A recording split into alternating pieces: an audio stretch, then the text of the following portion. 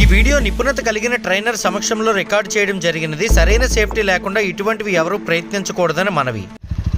అర్థమవుతుంది కదా. మీరు బండి మీద కూర్చొని కనుక క్లచ్ వదిలారంటే బండి ముందుకు వెళ్ళిపోద్ది, దశాదుమ్ములు పడిపోతారు.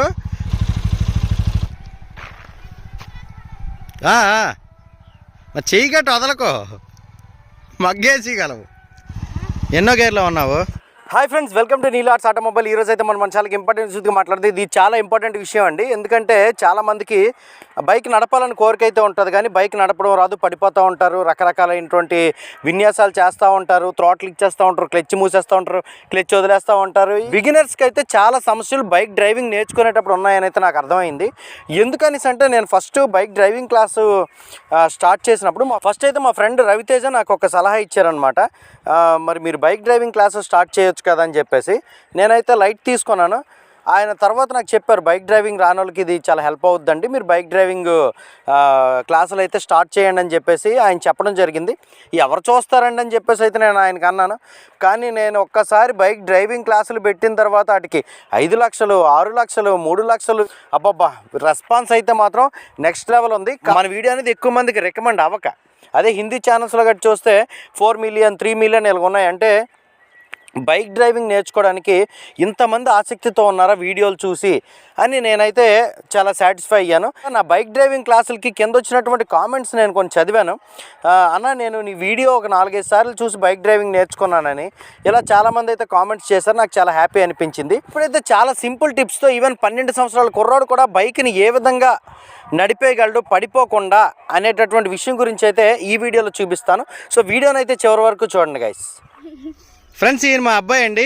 Hi, what's your name? Naveen.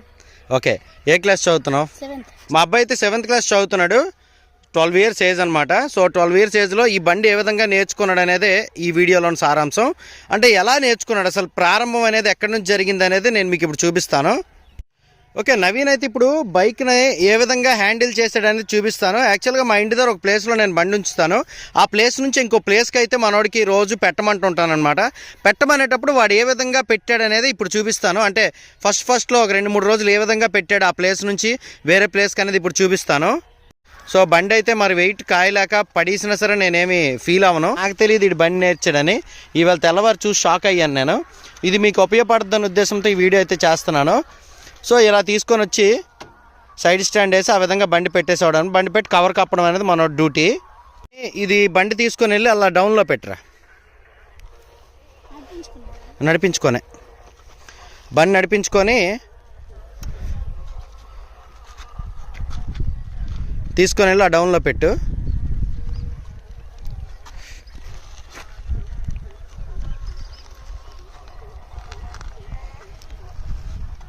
ముందేంటంటే ఈ విధంగా ఎందుకు నేను నడిపించి పెట్టమంటున్నానంటే మీరు కూడా ఇదే ప్రాక్టీస్ చేయండి ఫస్ట్, బైక్ ఎవరికైతే రాదో వాళ్ళు. ఎందుకంటే బండి తాలూకు వెయిట్ అయితే మీరు ఒక అంచనా వేయగలరు అనమాట.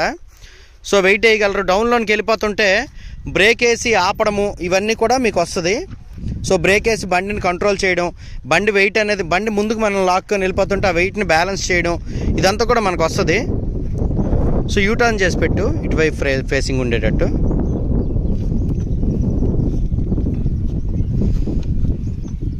వెనక్కి ముందుకి అలా చేసి బండి పెట్టడం అయితే ముందు మీకు రావాలి. బండి బ్యాలెన్స్ అయితే కాయడం రావాలి. ఎలాగోలాగా కష్టపడి అయినా సరే ఆ బ్యాలెన్సింగ్ అనేది మీకు రావాలి. బ్యాలెన్సింగ్ వచ్చిందంటే ఆటోమేటిక్గా బండి నడపడం వస్తుంది. సో ఇలా స్టక్ అయిపోయినప్పుడు నువ్వేం చేసాడు నవీన్? ఓకే, అది చెయ్యు.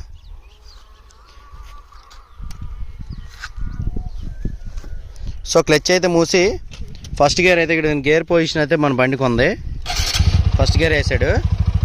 సో ఫస్ట్ గేర్ వేసి సో బండి నుంచే పవర్ని తీసుకునేవాడు అనమాట ఇటువంటి సిట్యువేషన్లో. సో ఫస్ట్లో అయితే అలాగ బండి క్లచ్ వదిలేసి ఆగిపోయేది.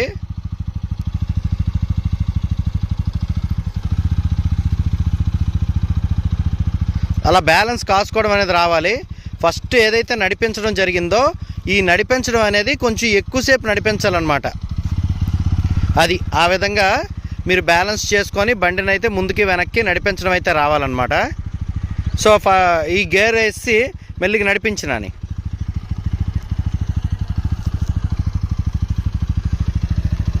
అర్థమవుతుంది కదా. మీరు బండి మీద కూర్చొని కనుక క్లచ్ వదిలారంటే బండి ముందుకు వెళ్ళిపోద్ది, దశదుమ్ములు పడిపోతారు. అదే మీరు బండి పక్కన నిల్చొని కనుక చేశారనుకోండి బండి పడిపోద్ది, మీరు సేఫ్గా ఉంటారనమాట అట్లీస్ట్.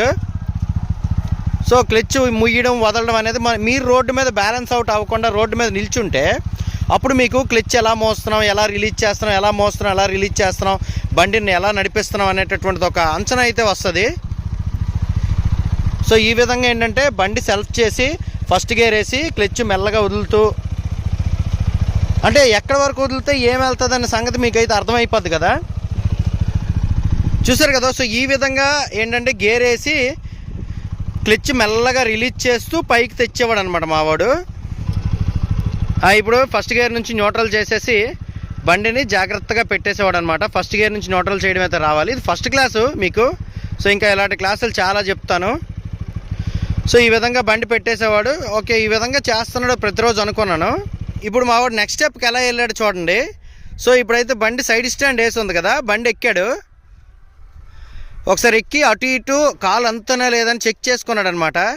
అటు ఇటు ఒకసారి ఊపుకొని చూసుకో, అటు ఇటు బండి అటు ఇటు బ్యాలెన్స్ అవుట్ అయితే కాయగలవా? కాలు అందేస్తున్నాయి నీకు, ఆ మాత్రం అంతున్నాయి కాలు. ఓకే, సో ఇప్పుడు ఈ విధంగా అటు ఇటు కాలు అంతనే లేదో చెక్ చేసుకున్నాడు అనమాట వన్ ఫైన్ డే. సో ఆ తర్వాత ఏం చేశాడని చెప్తాను. తర్వాత ఏం చేసావు? సో బండి అయితే స్టార్ట్ చేసాడండి. తర్వాత స్టార్ట్ చేసి ఫస్ట్ గేర్ వేసాడు క్లచ్ మూసి. ముందైతే ఏ విధంగా బ్యాలెన్స్ చేసేవాడో ఆ విధంగా బండి స్టార్ట్ చేసి క్లచ్ వదులుతూ కాలు బ్యాలెన్సింగ్లో ముందుకైతే అలాగ అటు ఇటు పెట్టడం మొదలు పెట్టాడు అనమాట. ఇవన్నీ నేను పడుకోలేక ముందు చేసినటువంటి పనులు. సో ఇప్పుడు మెల్లగా బండి తోలడం అయితే నేర్చేశాడు. ఇదిగోండి క్లచ్ మావాడు ఏ విధంగా రిలీజ్ చేస్తున్నాడు చూడండి. సో మెల్లగా రిలీజ్ చేస్తున్నాడు. దీని అంతటి గురించి డీటెయిల్గా ఒక వీడియో చేస్తాను, ప్రాబ్లం లేదు.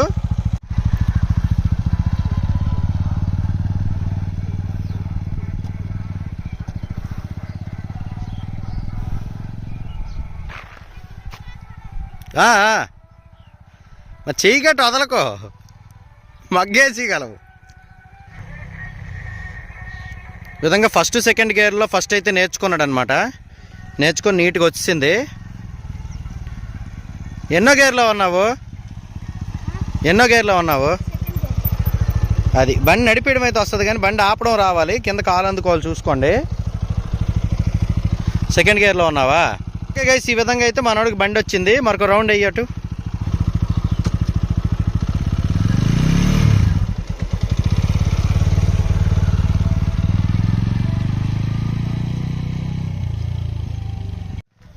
అక్కడ తిప్పేస్తా.